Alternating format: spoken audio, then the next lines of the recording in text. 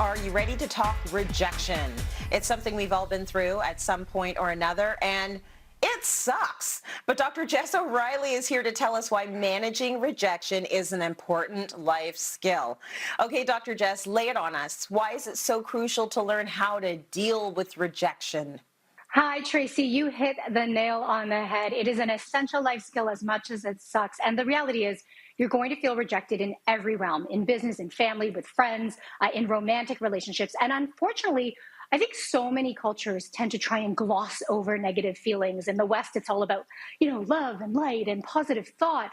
But when you ignore real feelings, all the feelings that are associated with rejection, it can be really invalidating, and you eliminate the possibility to actually work through and process and deal with those feelings. And so when you learn to work through rejection, what happens is you learn to identify your own needs, your own boundaries. You start to recognize how rejection shows up in your body so you can actually do something about it and even make friends with rejection.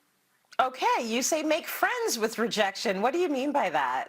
First and foremost, get to know it and actually think a little bit about the science of rejection. I think it can help to put it into context for so many of us. I have to do this all the time. So, rejection is painful because the response is a bit of an evolutionary holdover, right? So, for most of human existence, we have required one another and social ties to exist, right? In earlier human societies, if you were rejected and pushed out of the community, your life was literally at risk. You needed the community to survive. If we go back in history to earlier humans, your brain still processes rejection like it's a threat to your safety. And right, that's the kind of reptilian brain response. So once you know this, a little bit of background there, you can make friends with it. You can remind myself, oh man, this sucks. This hurts.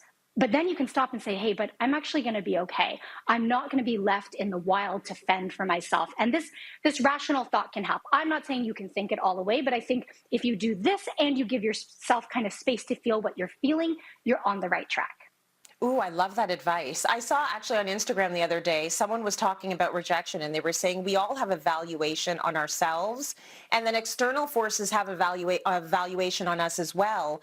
But their valuation doesn't have to change the way we value ourselves. Like it doesn't define who we are, that rejection. So, and I thought that was really, I sat with that for a bit. So once you understand why rejection stings, Doc, what can you do about it, especially in relationships?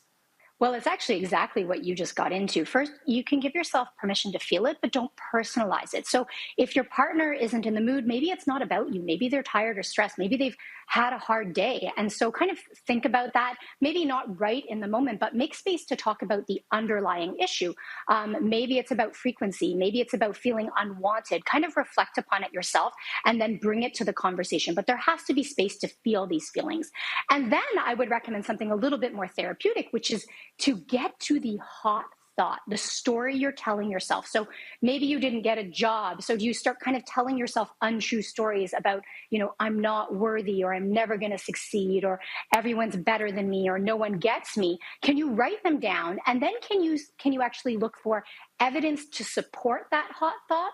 And then potential evidence to refute it so that you can come up not with a positive thought, but with perhaps a more realistic thought and rewrite the story you're telling yourself. And this is actually just a cognitive behavioral technique that they use in therapy that you can do on your own. And then, if we go back to relationships, it can actually be helpful to talk about rejection, to talk about those feelings. So kind of name it. So for example, in a friendship, maybe you have a friend who keeps declining plans with you when you invite them out, and maybe you feel rejected, maybe you feel kind of unaware of where you stand, and that's a hard place to be. So talk about it. You can say, you've been busy the last few times I've invited you out, just checking in to see if you still want to hang, if you want to make the time. You might also talk about how you feel. You could say, I'm maybe feeling like you're pulling back, so just let me know, maybe there's something else you want to do. And they might actually respond with, actually, you've been inviting me out to bars, for example, and I don't drink, but I'd love to kind of hang out at my house. And I'm not saying it's always going to be a perfect resolution, but sometimes when we leave things unspoken, we run through worst case scenarios in our head. And if we just talk about it, these conversations help you to better understand why somebody is saying no, and it gives them an opportunity to perhaps provide an alternative as well. Good point. And I guess the same would apply to intimate relationships as well. Oh, yes, absolutely. You want to be talking about how you feel when you're rejected and, how perhaps a partner can communicate a no in a way that helps to move the relationship forward. So, for example, rather than me just saying, no, leave me alone, I might learn to say, no, but I'm not in the mood for that, but I might be in the mood for this, right? I don't want that thing, but I'd love to just lie with you. I'd love to be close to you.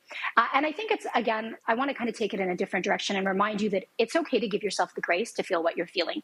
Sometimes rejection isn't personal, and I want to acknowledge that sometimes it is, especially when it intersects with an element of your identity, right? If you're being passed over for jobs, if you're facing discrimination, you can't just think yourself out of rejection. So it is also okay at times to, be hurt, to be angry, to find your community, right?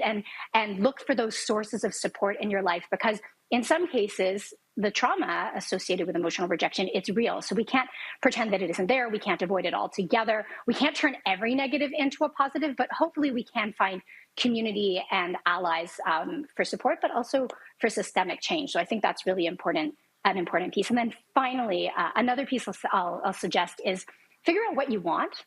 I figure out what you want to feel and how you can get more of it. So when it comes to sex, for example, this is a really important one.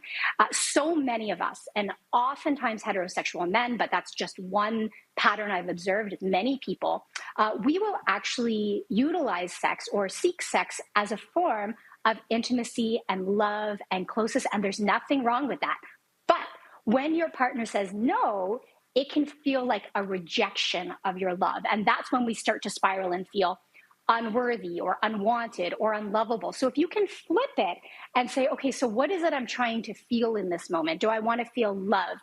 Do I want to feel connected? And then I can think about, okay, what are all the ways I can feel that way? I can access it. I can cultivate love and connection beyond sex. And then again, this goes back to conversations, reflections with yourself, and conversations with partners and other loved ones to keep the communication flowing, and also knowing that we don't have to have all the answers. I know I certainly don't.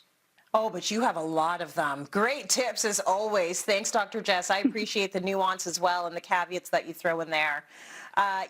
Don't forget to catch her, Dr. Jess, on Intimately You with Dr. Jess every Friday at midnight right here on City TV. She's got the goods.